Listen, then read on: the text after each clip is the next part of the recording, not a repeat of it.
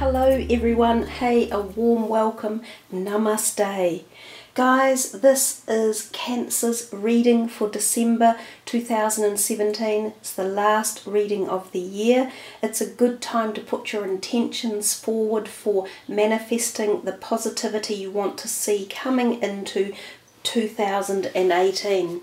We are using these Doreen Virtue Tarot cards because they are a wonderful, uplifting, positive version of the tarot deck, and I think that's a great way to see out the end of the year and to harmonise the energies for the new year coming in. So we will be using 7 of these cards, and I will explain the layout of them and what they mean as we work through the reading. I have been intentioning your energies into the deck, Cancer, before the reading, so just a couple of shuffles and then we are done and ready to deal. So Cancer, December 2017. Your first card is the Queen of Autumn, which is the Queen of Pentacles. Your second card is the Two of Swords. Your third card is the Ten of Cups. Your fourth card is the Queen of Wands. Your fifth card is the Moon. And your sixth card is the Hermit. Your seventh card is the Eight of Cups. So let's see what we have going on here for you guys, Cancer. 2 major arcanas down to the bottom. And they are 2 of the ones that one interprets much more about thought processes, introspection in one's life, the contemplation of the hidden parts of us that we haven't addressed, things like that. And we have 2 court cards as well, both queens on top of each other over there in the first corner. So let me explain to you how the cards work. The first card is work and prospects, and if you are a retired person or a student, this applies also to your studies or your post-working life, such as your creative zone or your hobbies. The second card is home, needs and health. Your third card is luck and desires. Your fifth card is friends and support. Your sixth card is love and relationships. Your seventh card is personal plans and goals, and your seventh card is personal quest, and these 2 sort of support each other and move into the energies of 2018. So starting up with the first one up there on the left, the Queen of Pentacles. She is generous, stylish, gracious and practical, and it says be practical with respect to how you proceed, the ability to make anything more beautiful, and meeting someone who can help your dreams come true. So she really is rather a benevolent card to get, and she's a great way to start your reading. The court cards make readings quite difficult to contact or ground down because they have so many different perspectives to them. They can be the energy of people around you or the energy of situations. So with that in mind, and she's sitting in the work type zone or your hobbies or your studies, she's telling you to be practical with respect to how you proceed. So if there are projects that you have on your mind and things that you want to do, you need to apply firm logic and plans and discipline to them, and that will carry you into the right direction with growing these particular projects. She also says the ability to make anything more beautiful. She is known as the voluptuous sort of charmer. She's very sensuous, she's very gregarious and wonderful with hosting events and things like that as well. So this could literally be someone at your workplace, or if you're self-employed, it might be yourself hosting this type of energy. There could be events around where this imbued feeling of prettiness and sensuality and socialness is applying in your workplace, and it might be suggestive of the people around you, so functions on, or your environment that you're in is rather beautiful, or it's a happy place to work. You know, there's many different ways to process this information. So for those of you who, as I say, are not employed or students, or even for those of you wanting to become self-employed, this is a good card of positivity because of all of the high vibrational energies that she gives off. And she is often known as an earth sign person as well, so there could literally be an earth sign person involved around you that is also showing these signs and energy and symptoms. So again, she uplifts things, she is practical, she has a stylish and generous approach to life. She could be someone that either nurtures you or helps you find answers to something. She could be a boss or a new employee. Anything along these lines is possible. Great card to start your reading with a good positive boost to it. We come to the next one, which is your home needs and health, and you have the Two of Swords. And it says indecision is holding you back. Make the choice that's best for you rather than trying to please others, feeling trapped between the intellectual and the emotional. And that's a really good understanding actually of what the Two of Swords often means. And it does mean feeling unable to move forward and having choices around you and not knowing which is the best one. So if this is in relation to your home environment, it could be you thinking, oh, do I stay where I am, or do I move homes, or do I shift in with some new people or leave this one behind? Do I sell this property, or do I do it up?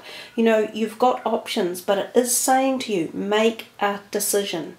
So if you're having trouble making a decision around a project in your home arena part of life, get a sheet of paper and write down options A and options B, and then put all the reasons why you would choose A and why you would choose B.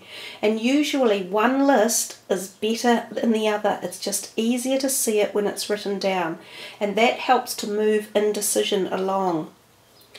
So the other thing it says here, don't try to please others all the time. Think about yourself here. This is a card of balance. The twos are always about balance, but also maintaining your own integrity values are very important.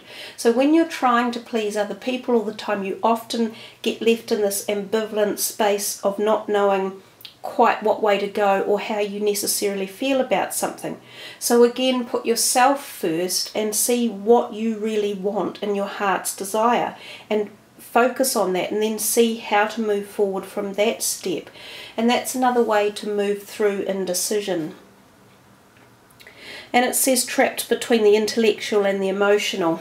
And of course, Cancer, you are one of the more emotional signs in this zone, and I think often your decisions can be made around the emotional perspectives in life as well. So again, take a list, write down reasons for or against, and think about the logic behind it as well. And often we are able to make decisions more accurately when we use more intelligence as opposed to our emotional perspectives at any moment in time. Now, if we're looking at that card from a health perspective, it talks a little bit about tension, and so it could be talking about nervous tension and the need to sort of rest and take some repose and slow down, and also to review any current health issues you have. There might be a different way of looking at something or a different way of approaching something. You also might like to get two opinions, or you might be going back to a doctor twice, you know, like you might need an x-ray twice or something along those lines. I see the fact that two is playing a role, and that there appear to be two visits or two things going on, maybe two health issues that are being addressed at once. Your third card is Luck and Desires, and this 10 of Cups is always a beautiful card. It says an emotionally fulfilling life with family of friends, raising children wisely, and having people you trust in your life. It really is a beautiful picture to look at. That's what it instills, and this is what's saying is around you at the moment in the way of luck and desires. So it feels as though you have friends and family and a happiness in your home. So if you are thinking, you know, you're unsure of certain things, look beyond those and look to find the beauty and the harmony and the happiness in your life, because it clearly is there when we see these beautiful queens around, whether or not they're friends or family members.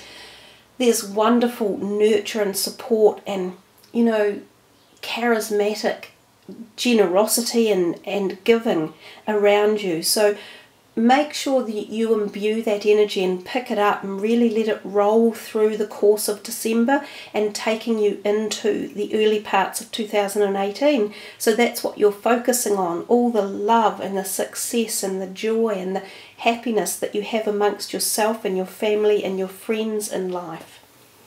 We come down here to the friends and support part, which we've just been talking about. And we see the Queen of Wands, and she is brilliant, loyal, talented and friendly. And it says, believe in yourself, and wonderful people want to help you maintain a balance between work and home life. So we've had this balance here at home, and we had the balance here at home up in this portion as well. So they are talking to you a little bit about balancing things out, making sure that you do focus on the positives, I think, for this month.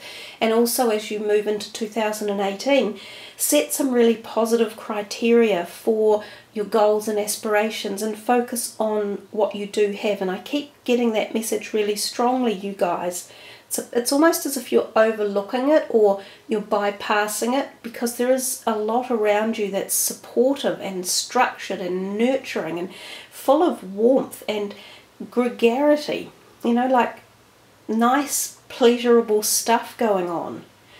So that's your friend zone. You could have a Queen of Wands in this area who could be a wonderful supportive friend, both at the family end and the friend end. And she has faith in you, and she also wants to help you. If you have any needs in the month, I think you can turn to either of these two queens, and they might have some answers for you around projects or issues that you want support or help on. So remember to call upon other people in your life, and don't think you have to do everything on your own. However, we come to these two and we see that you have gone within a little bit, and also this one here. So we're sort of moving into this energy of 2018, and you become very internalized, and you sort of seem to go within, and you spend time focusing on quite philosophical or spiritual aspects or dynamics of your psyche, and thinking, well, what do I want? Where am I headed? Who am I? What type of feelings or beliefs do I have?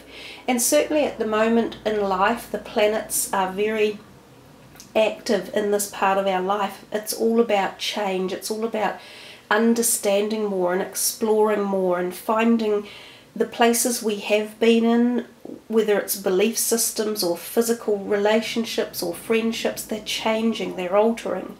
And so we're quite often left in these places of wondering and circumnavigating our life and thinking, wow, this is not where I thought I would be 5 years ago, or what's going on and where am I headed? But coming to first the moon, which is in the love and relationship sector, it says powerful intuitive epiphanies, letting go of worry and fear, and understanding the truth of a situation. So the moon often suggests that there can be some hidden energies going on, or that something is hiding, whether you're hiding it or someone else is hiding it. This can be to do with relationships and emotions in particular. Now, I have seen the moon turn up when there can be even indications of sort of hidden agenda relationships going on. So something happening under the cover of the night, you know, just not being open. So someone around you may be involved in something like this, or you may be involved in it yourself, having some kind of like subterfuge or hidden activity going on. And if you are, it often pushes you into this place thinking, oh my gosh, what's going on? What am I doing? What's happening? So, you know, one leads to the other. The moon also talks about intuitive connection, becoming quite dream related and astral travel, getting messages through dreamscape, psychic messages, and connection to passed over loved ones, things like that. Now, given that this is in the relationships and love sector, it sort of gives me the feeling that there's some kind of thing going on with your maybe close relationships that's not necessarily evolved yet. It's a hidden part of a journey that's slowly coming to fruition, and it could be from your end or from your partner's end. And of course, remember too, this could be all close love relationships, so family members as well as very dear friends. We take the next card, which is the plans and goals, and we see the Hermit. And it says, find or be a mentor. Take a break from society and a commitment to your spiritual growth. So the light is always the answer here. It's about illumination of the mind and the spiritual connection to our ethos, you know, the galactical place that we've come from, and our knowledge of what is life and who are we and why are we here. The Hermit is a very profound card, and it often takes us to a greater stepping stone in our journey of understanding who we are and what we want. So this can be a time of deep introspection and reclusiveness and going within and, yes, giving society a break. And this can sort of happen especially towards the end of the year, when you say to yourself, right, I'm going to make some New Year's resolutions. You know, I'm not going to do this and I'm not going to do that and I'm going to give that up and blah, blah, blah. And quite a lot of those things can lead us to sort of cleaning out the wardrobe and cleaning out the clutter, which is always a good thing. And these intentions can start off really well and they can peter out during the year, but that's fine. It doesn't really matter how long they last for. It's the fact that you're thinking about the changes, or you're investing some time in yourself and what you believe you need and where you think it will take you. So they are part of your goals as you head into 2018. So it feels very much as though you are thinking about yourself and your deeper personality and your deeper subconscious needs, you know, your connection to this greater expanse of the universe. And when we come here to the personal quest and we have the 8 of Summer, or the 8 of Cups, it says the desire for a more meaningful life, realizing that it's time to move on and choosing to make major life changes. So I said straight from the offset that these two cards were very related and that they move you into 2018. And this card is almost projecting again this type of synergy or energy from the Hermit. So you definitely feel as though you are turning your back on some things in your life and you are moving away from previous perhaps pursuits or pleasures, and that you are looking to a more sustainable or a deeper part of yourself. You're finding a soul connection, like you're finding a soul mate in some other realm or dimension.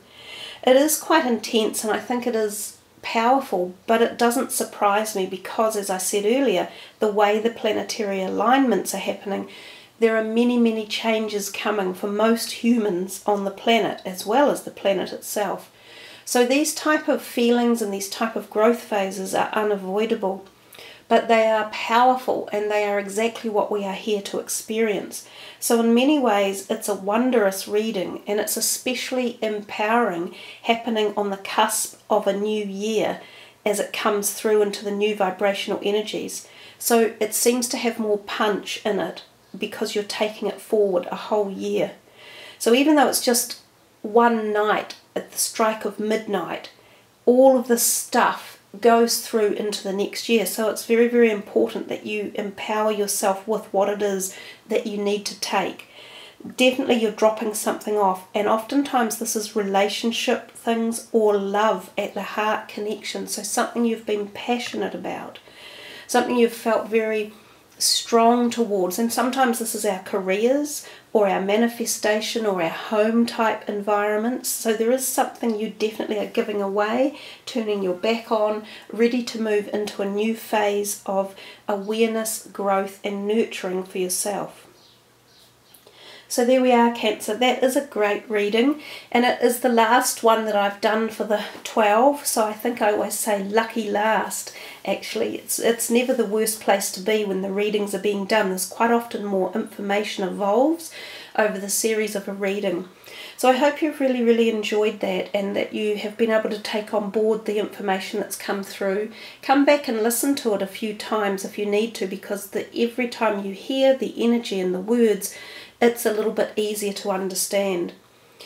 So thank you for tuning in, and subbing and liking and leaving your comments. I love to read them. Check out your moon and rising sign as well, because that could also be very influential for you. And wherever you spend New Year's Eve and whatever you are doing, spend a little time for yourself, sort of really hugging yourself and feeling connected and nurturing yourself and being grateful for the place that you are and where you're at and the friends that you have and the joy that you will find as you move into 2018. So thanks again, everyone. Have a wonderful December and New Year. Much love. Namaste.